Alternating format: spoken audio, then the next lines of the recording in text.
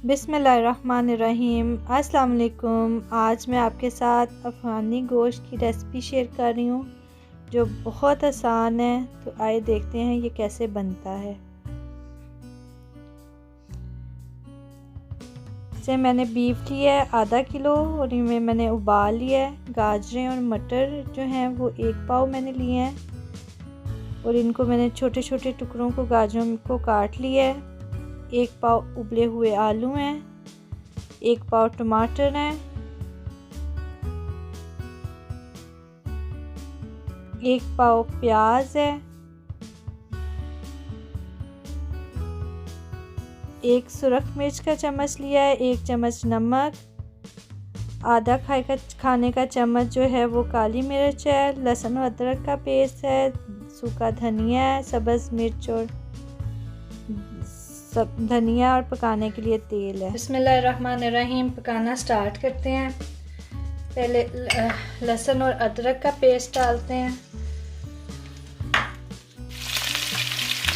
یہاں میں نے لہسن اور ادرک کا پیسٹ جو ہے وہ براؤن ہو گیا ہے، اس میں گوشت شامل کیا ہے، اس کو پکاتے ہیں۔ اور یہاں میں نے جو ابلے ہوئے آلو تھے، ٹماٹر، ابلے ہوئے آلو، گاجریں اور مٹر ہیں، ان کو میں ہلکا سا فرائی کروں گی۔ اور ساتھ ہی ہم جو ہے اس میں یہ جو ہے پیاز ہم نے کاٹا تھا وہ شامل کریں گے، اور اس میں اب ہم ٹماٹر شامل کریں گے۔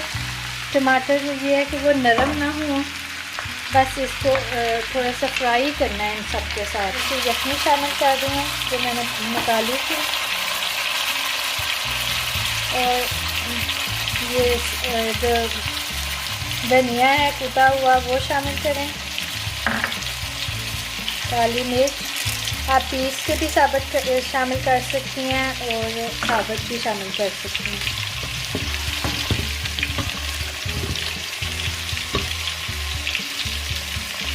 نمک جو ہے وہ حسب ضرورت شامل کریں،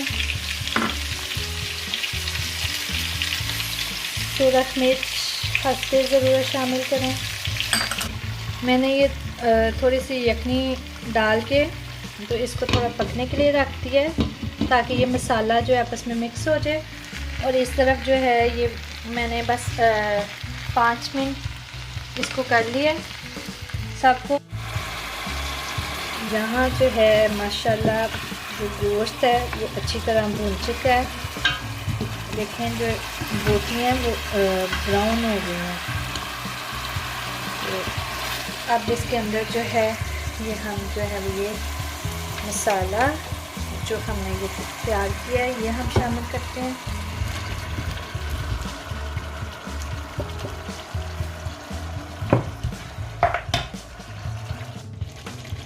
جی تو یہ مکس ہو گیا ہے۔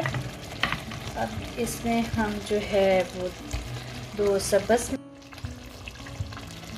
جی یہ سالن جو ہے الحمدللہ بہت زبردست تیار ہوا ہے۔